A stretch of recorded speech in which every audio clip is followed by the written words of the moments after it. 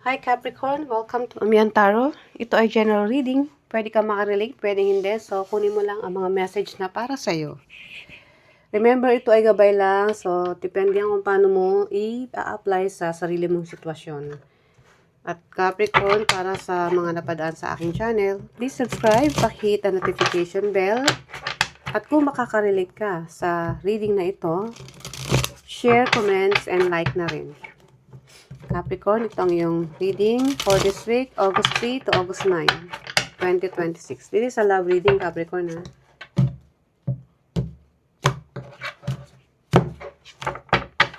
Ang iyong current energy or current situation, Ace of Pentacles. Ang iyong challenge, Nine of Cups. Focus, the Emperor. What will happen in the future? Three of Pentacles. And the outcome is the Death card. Transformation, Capricorn. Transformation daw. May nag-end and then merong magsisimula ulit. We'll see. Ang iyong current situation is Ace of Pentacles. Kaya naman pala. Kasi may bagong opportunity raw when it comes to your partnership or ano ba yan, romantic partnership, relationship. Meron daw panibago na ino-offer sa'yo. So maganda. Sabi ko nga, may nag-end, may bago na naman ngayon. May panibagong nagbubukas sa'yo. Opportunity man. Hindi ko alam kung saan opportunity to, pero meron daw. So, ayan na. Aabutin mo na lang. Ikaw na lang ang a-action na hinihintay. Ang iyong challenge, Nine of Cups. So, etong ino-offer sa'yo is, may nakikita ko rito is offering ng, yes, it's Pentacles, pero may involved dito ng, kaya nga sabi ko Cups and Pentacles. Merong involved na situation which is konektado yung emosyon. Nasabi ko kasi, ang iyong challenge, Nine of Cups, ito yung wish fulfillment na energy. So, kung makikita mo rito, punong-puno ng emosyon, pero sa ngayon hindi mo makita. Or, marami sa tabi dyan o around you na nagmamahal sa'yo. Pero parang ayaw mong pansinin. Gusto mo, pero ikaw mismo napipigilan. Hindi ko alam kung bakit, mamaya i-clarify natin. Ang iyong focus, the Emperor. Pwedeng, ito is a masculine na energy, very controlling, or itong si Emperor o kung whoever this is sa buhay mo is, ando doon yung focus mo sa kanya. Again, pwedeng ito ngayon yung focus mo, yung maging matibay, magpakatatag, or isang tao sa buhay mo na medyo nagiging, isang part ng buhay mo na nagkontrol o nagkokontrol sa buhay mo. And then, ang yung future energy, Three of Pentacles. Pentacles, Ace of Pentacles, Three of Pentacles. So, ito ay regarding sa work. In the future, meron daw magbubukas sa'yo eh. So, yes. Pwedeng sa trabaho or business na uumpisan mo. And then, the Death card, ang iyong outcome. May natapos or may matatapos, may magbubukas o may new beginning sa'yo. Okay. We'll see, Capricorn. Ano ang current situation ni Capricorn this week? Ace of Pentacles. Let's clarify. Ten of Pentacles, the Justice, and the Emperor. Emperor. So, yeah. Sa ngayon, ang focus mo is nasa stability mo in material things. Kaya itong challenge mo ngayon, kahit may nag-o-offer ng love around you, hindi yan ang priority mo. Gusto mo pero deep inside, meron ka munang kailangan i-prioritize, which is ang iyong stability when it comes to money, financial. Yun muna ang gusto mo i-secure. So, the Emperor, the Justice, and 10 of Pentacles. Yeah. May kinalaman ito sa business o trabaho na gusto mo pang palaguin. Which is nakikita ko nga in the future, partnership. So, yun ang pupuntahan mo. Kasi gusto mo ng stability when it comes to money, for now. Pas ka muna yung puso mo. So, ikaw ang may control, pagpaplanuhan mo yung sarili mong buhay, di ba? Dahil para sa'yo, yun muna ang ibabalance mo. So, yun muna ifo-focus mo before anything else. Ang iyong masecure, ang iyong pera, or yung iyong pagsusuporta sa sarili mo, yung iyong resources na pagkukunan para sa pang-araw-araw mo na gastusin. So, ang iyong challenge is 9 of Cups. The Empress, the Tower, 7 of Cups. Choices. Yeah. Maraming choices na nagpapahiwatig sa'yo, Capricorn. Pwedeng sa trabaho, yes, oo, meron. Meron din sa love. Pero sa ngayon, sarado ang mata mo. Hindi yun ang priority mo. Dahil sa may pagbabagong biglang nawala sa buhay mo, which is the Emperor or si Emperor ng buhay mo. Biglang mayroon nagtapos dito. Biglaan na nag-cause ng pagkabigla sa'yo. Sa ngayon, yung trabaho mo o priority mo, pero may mga bagay na hindi mo kayang harapin.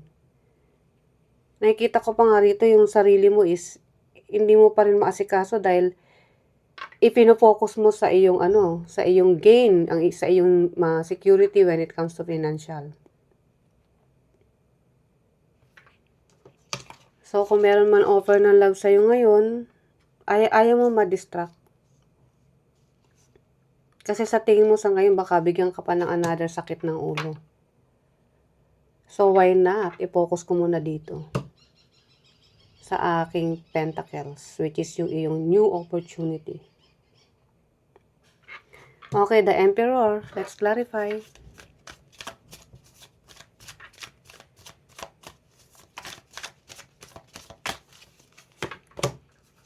The Lovers, 6 of Swords, and the Knight of Swords. The Lovers is a marriage, yeah. Committed ka sa taong ito, which is the Emperor, na may pagka-controlling. Na gusto niya, laging siya ang may desisyon. Laging siya ang nasusunod sa relasyon ninyo. Na, yun nga, kaya nga sabi ko, very masculine na energy. Hindi porket masculine, ito ay lalaki o babae. Pwedeng kahit anong gender. So, kung ikaw Capricorn is lalaki, pwede rin babae ito. Meron naman mga babaeng very controlling, di ba?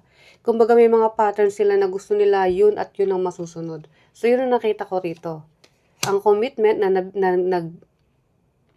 nawala yun nga, tama, nawala. Dahil sa mga bagay na hindi nyo mapagkasunduan, dahil isa sa inyo is gusto laging kinokontrol yung situation. Na ang piling ng isa is nasasakal na. At kung sino man tong Emperor sa buhay mo, akala niya hindi mo kayang mag-isa. Pero hindi. Pinili mong umalis. At bigyan ng chance yung sarili mo para magkaroon ka ng kapayapaan. And then, sakto, may nagbukas ng opportunity. So, ginrab mo na yun. Ngayon, ipapakita mo rito kay Emperor o yung person mo na no, kaya ko maging independent kahit wala ka. At yes, ibinigay nga sa'yo ni Universe, which is nag-open ng doors para sa mga opportunity. Ang iyong future energy, 3 of Pentacles, which is partnership, 2 of Swords, 5 of Swords, and, oh my God, and 5 of Cups. Yes. Pinili mo nga ang sarili mo, oo, Capricorn. Pero ando doon yung malalang sadness na nararamdaman mo. Of course, hindi naman natin masisisi yan. Pero, sa tingin mo kasi yun yung tamang gawin mo sa ngayon. Yes, nagbulag-bulagan ka dati. Nagbingi-bingihan ka. Tiniis mo tong relasyon na to. Oo, nandoon yung pagmamahalan. Pero kung yung isa is lagi ka nalang kinokontrol na para bang sa tingin niya, hindi ka makakagalaw na wala siya. So, syempre, kahit naman sino, di ba? Kung nakakakita ka naman ng opportunity para patunayan na kaya mo, why not gagawin mo? Yes, masakit. Dahil feeling mo merong hindi man ikaw yung nang-iwan, pero parang pakiramdam mo, iniwanan ka na rin in a different way. Hindi nga lang sa literal na umalis siya sa buhay mo, pero tinanggalan kanya ng karapatan, tinanggalan kanya na magkaroon ng sarili mong opinion sa sitwasyon na to. Kumbaga, ando rin yung parang nagsunod-sunuran ka na lang eh.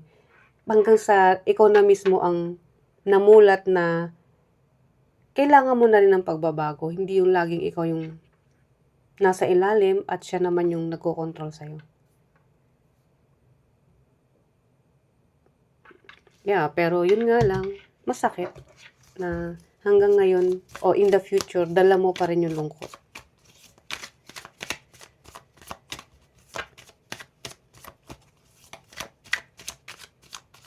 And then, ang iyong